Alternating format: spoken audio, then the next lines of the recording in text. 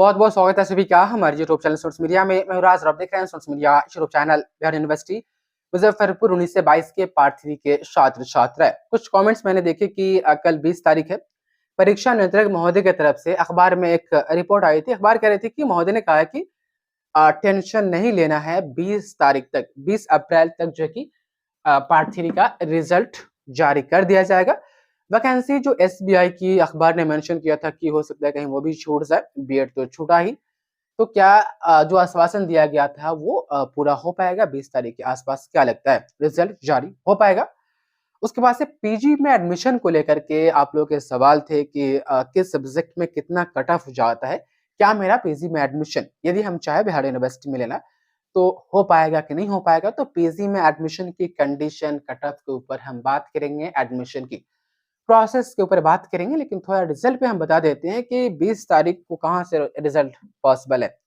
अभी तो copy check हो रहा है। कल अखबार में आपने देखा होगा कि एक छात्र ने किस तरीके से लिखा था कि मेरी तबीयत खराब थी, ठंडे के समय में एग्जाम लिया गया, जिसके कारण तबीयत खराब होने के कारण हमने नहीं लिख पाया एग्जाम में कॉपी। आप बेहतर हुआ कि आप पास कर दे।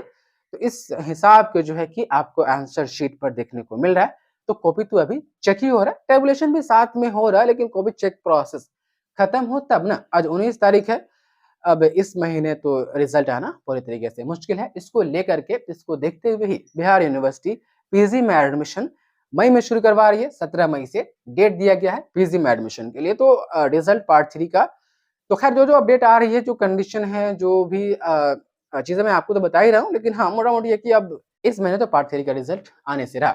उसके बाद से पीजी में एडमिशन के लिए देखिए, पीजी में एडमिशन के लिए अभी जो कुछ सीटें बढ़ाई गई है, कुछ कॉलेज में जो है कि मान्यता दिया गया है।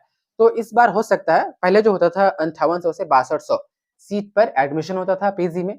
उसके बाद इस बार जो हो सकता है 9000 के आसपास सीट पर एडमिशन हो।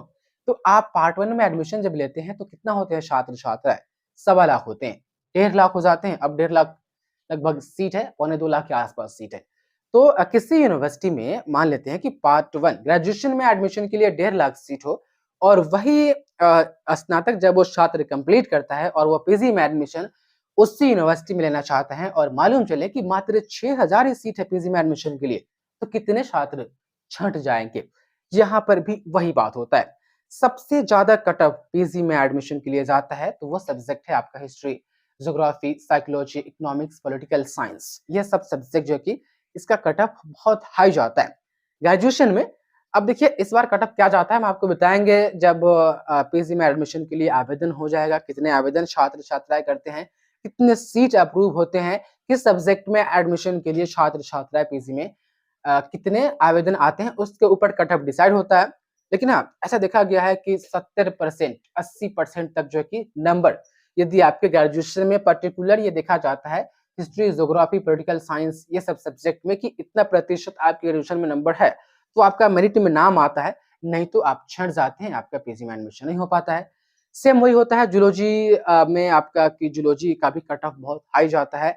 मैथ ऑनर्स, उसके बाद से फिजिक्स हो, केमिस्ट्री का तो ठीक है उतना ज्यादा नहीं है, लेकिन हाँ मैथ ऑनर्स, फिजिक्स हो, जूलॉजी हो, इस सब में पीजी में एडमिशन के लिए 70% के आसपास, लगभग 80% के आसपास कट ऑफ चला जाता है फर्स्ट लिस्ट में। सेकेंड लिस्ट में थोड़ा कम हो जाता है कि यहाँ 65% में नंबर है आपको, 68-67% नंबर। मतलब एक रफ आइडिया मैं आपको बता रहा हूँ। ग्रेजुएशन में सिर्फ ऑनर्स का मिला करके, 3 साल वाला सब्सिडी वगैरह मिला करके नहीं, यहाँ पर कट ऑफ जो डिसाइड होता है आपके पर्टिकुलर ऑनर्स सब्जेक्ट का डिसाइड होता है। तो उतना के आसपास आपका है तो फिर आपका एडमिशन हो जाएगा, वरना आप छट जाएंगे। थर्ड लिस्ट भी आता है, उसमें भी कम से कम 65% या 60% के बीच में होना चाहिए। देखिए डिपेंड करता है कि सब्जेक्ट क्या है। अब कोई छात्र छात्राएं संस्कृत से पीजी में एडमिशन के लिए अप्लाई करेंगे तो उसका क्या मेरिट बनेगा? संस्कृत में 2-4 बच्चा ही पीजी में एडमिशन के लिए अप्लाई करता है, 4-5 बच्चा ही, तो उसका क्या, जितना सीट आराम से एडमिशन हो जाएगा। तो ये डिपेंड करता है कि कितने सब्जेक्ट से छात्र छात्राओं ने स्नातक की परीक्षा पास की है, और उसी सब्जेक्ट में पीजी में एडमिशन के लिए कितने छात्र छात्राएं आवेदन कर रहे हैं, उसके हिसाब से कट ऑफ घर बट नो कि वो होता है। तो मैंने आपको मोटा मोटी बता दिया कि साइंस में कौन सा सब्जेक्ट है और आर्ट्स में कौन से सब्जेक्ट है जिसमें पीजी में एडमिशन के लिए कट ऑफ बहुत हाई जाता है। वही देखिए ना, हिंदी ऑनर्स है, अंग्रेजी ऑनर्स है, उर्दू ऑनर्स है, संस्कृत से आप ऑनर्स कीजिए, या आप जो है कि वैसे सब्जेक्ट आर्ट्स का जो एकदम मार्केट में नहीं है, छात्र छात्रा उसको कम लेते हैं, तो उसका आराम से पीजी में एडमिशन हो जाता है। अब अंग्रेजी वाले का 60 से 62% भी होता है तो फर्स्ट लिस्ट में नाम आ जाता है। उदाहरण मैं खुद हूँ, 62% मेरा अंग्रेजी ऑनर्स में नंबर दिया था ग्रेजुएशन में यूनिवर्सिटी, और फर्स्ट लिस्ट में नाम आ गया पीजी में एडमिशन के लिए। तो ये हालत तो होती है। तो कट ऑफ डिपेंड करता है कि सब्जेक्ट कितने आवेदन किए हैं, कौन सब्जेक्ट है, कितना सीट है, ये सभी के ऊपर। तो पीजी में एडमिशन की जो पूरी प्रक्रिया होती है उसमें पहले ऑनलाइन करना पड़ता है, उसके बाद से मेरिट लिस्ट आती है और जो कॉलेज आप चूज करके दिए होते हैं मेरिट लिस्ट में जिस कॉलेज का नाम आता है वहां पर जाकर के एडमिशन ले लीजिए एक फिक्स तारीख के बीच, बिल्कुल वैसे ही जैसे पार्ट 1 में एडमिशन होता है। तो वो तारीख जब आती है, पीजी में एडमिशन की प्रक्रिया शुरुआत होती है, तो हम आपको बताएंगे। फिलहाल तो पहले पार्ट 3 का रिजल्ट आ जाने दीजिए। पार्ट 3 का रिजल्ट इस महीने आने में बहुत मुश्किल है, एकदम नामुमकिन सा है। अब अगले महीने कितना जल्दी रिजल्ट जारी करती है या इस महीने क्या कंडीशन होती है रिजल्ट की, हम आपको सभी चीजें समय समय बताते रहेंगे। इस वीडियो में इतना ही रखते हैं। बहुत बहुत शुक्रिया आपका इस वीडियो को देखने के लिए।